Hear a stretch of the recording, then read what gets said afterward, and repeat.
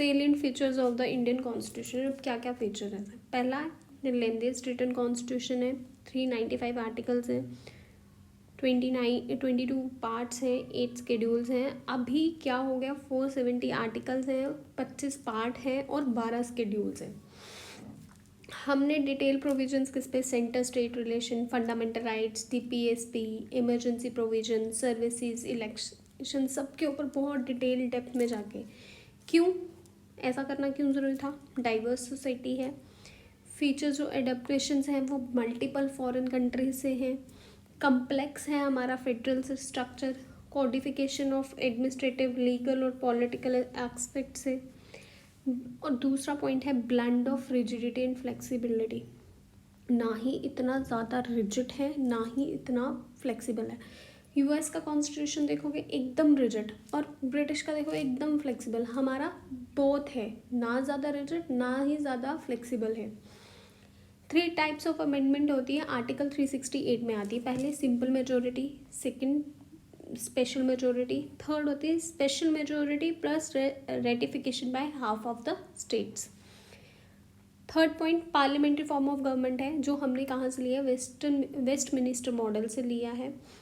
यहाँ पे पावर्स क्या है, किसके पास रहती है, काउंसिल ऑफ मिनिस्टर, और उसको हेड कौन करता है, प्राइम मिनिस्टर। और प्रेसिडेंट क्या है, नॉमिनल एग्जीक्यूटिव है, सिर्फ कॉन्स्टिट्यूशनल हेड है। फेडरल सिस्टम विद यूनिटरी बाइस, सेंटर और स्टेट में क्या है, लिस्ट में यूनियन है, स्टेट है और कॉन्करेंट है। यहाँ पे सिंगल सिटीजनशिप है, सिंगल कॉन्स्टिट्यूशन है। इमरजेंसीज के टाइम पे इंडिया बिकम्स ऑलमोस्ट यूनिटरी, हमें यूनिटी की एक देशभक्ति है, वी आर यूनाइट। जैसे अभी ऑपरेशन सिंदूर हुआ तो हम भी एक साथ आ गए, हमने ये नहीं सोचा कि सिर्फ बॉर्डर एरियाज़ में हो रहा है तो हम क्यों जाए, नॉर्थ ईस्ट ने कभी नहीं सोचा, हम उस टाइम पे एक हैं। हमारी डाइवर्सिफिकेशन, वहाँ पे डाइवर्सिटी ख़त्म हो जाती है। फंडामेंटल राइट्स कहाँ पे आते हैं, पार्ट 3 में आते हैं। इन्फोर्सेबल है आर्टिकल 32 में, जिसमें राइट टू कॉन्स्टिट्यूशनल रेमेडीज़ आती हैं। अगर कॉन्स्टिट्यूशन में कोई गलती हो जाए तो हम आर्टिकल 32 का यूज़ करके, उस रेमेडीज़ का यूज़ करके उसको ठीक भी कर सकते हैं। 6 फंडामेंटल राइट्स हैं, right to equality, right to freedom, right against exploitation, right to freedom of religion, cultural and educational rights, right to constitutional remedies.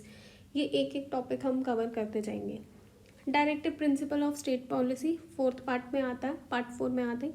ये हमने कहाँ से लिया था, इरिश कॉन्स्टिट्यूशन से लिया था। ये इन्फोर्सेबल नहीं हो सकता कोर्ट में जैसे फंडामेंटल्स होते हैं, बट गवर्नेंस के लिए बहुत इंपॉर्टेंट है। इसका एम क्या है, एक वेलफेयर स्टेट बनाना।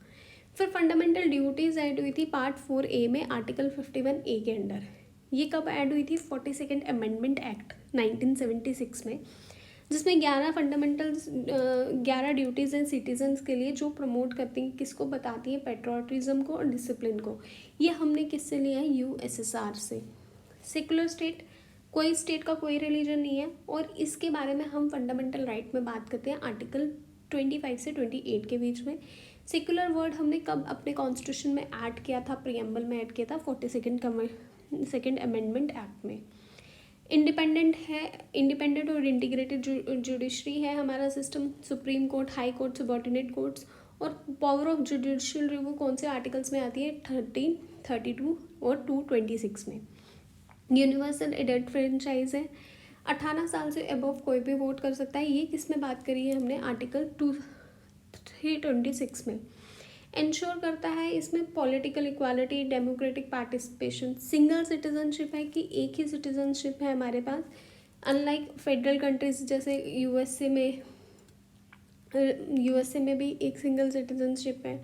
प्रमोट करते, इससे क्या प्रमोट होता है, हमारी नेशनल इंटीग्रेशन में प्रमोट होती है।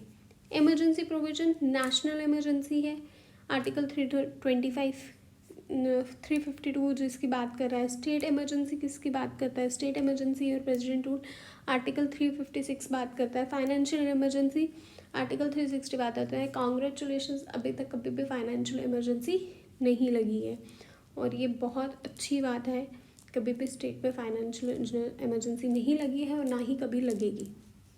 एक बात शुरू करती हूँ, पावर ऑफ वर्ड्स। जो हम बोलते हैं ना, वो एक ना और एक दिन ज़रूर सच होता है।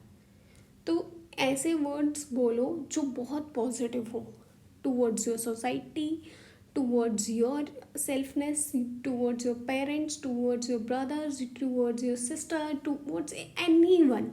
चाहे वो आपका दुश्मन भी क्यों ना है ना, तब भी उसके लिए पॉजिटिव बोलो।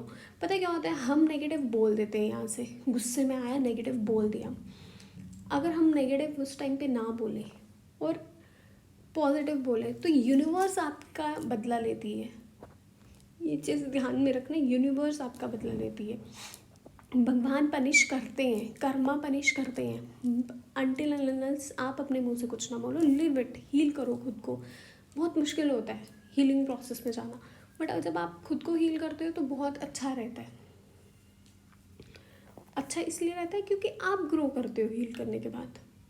वो बंदा परेशान हो जाता है, यार मैंने इसके साथ कितना गलत किया और ये कहाँ से कहाँ पहुँच गई। उसको रिग्रेट हो जाता है, यार मैंने गलत इंसान छोड़ दिया, अब हो गया रिग्रेट। बट आप अपने मुंह से गलत वर्ड्स मत निकालो, क्योंकि जब आप गलत वर्ड्स निकालते हो यूनिवर्स को इंडिकेशन जाता है, अच्छा ये चीज़ ये बंदा चाहता है, तो वो क्या पहले आप पे अप्लाई होगा फिर दूसरे पे अप्लाई होगा। तो पावर ऑफ वर्ड्स बहुत होती है।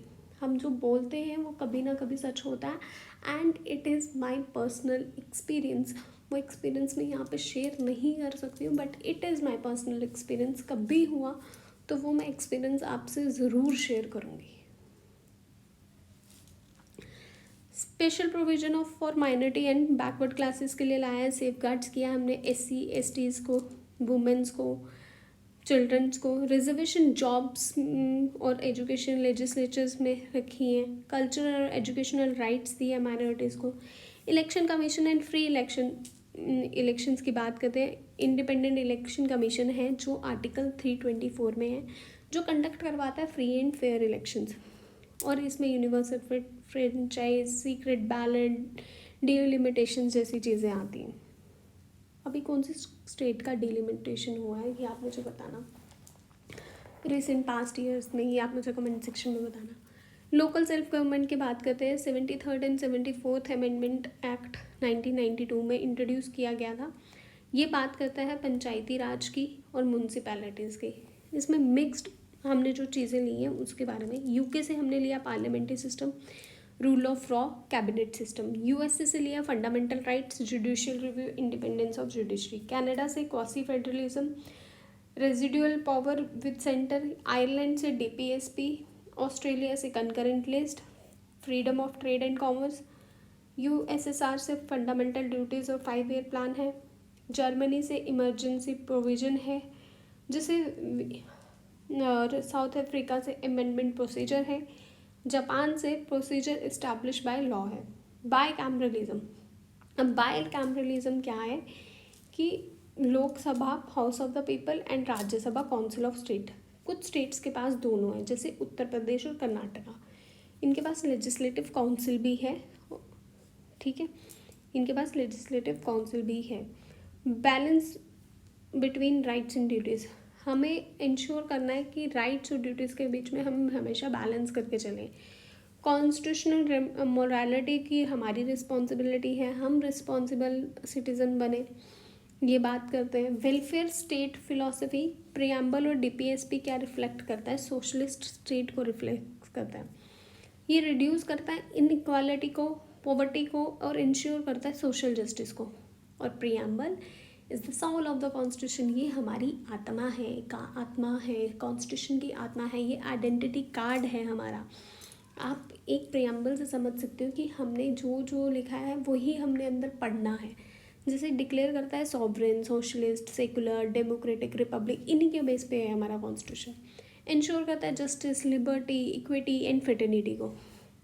प्रियम्बल कभी भी इन्फोर्सेबल नहीं है, but aids in constitutional interpretation. एक केस आया था केशवानंदा भारती केस 1973 का, वो मैं आपको एक्सप्लेन करूँगी प्रियम्बल में। नेक्स्ट वीडियो जो आएगी वो प्रियम्बल पे आएगी। That's it, thank you very much, bye bye, take care, love you, Radhe Radhe.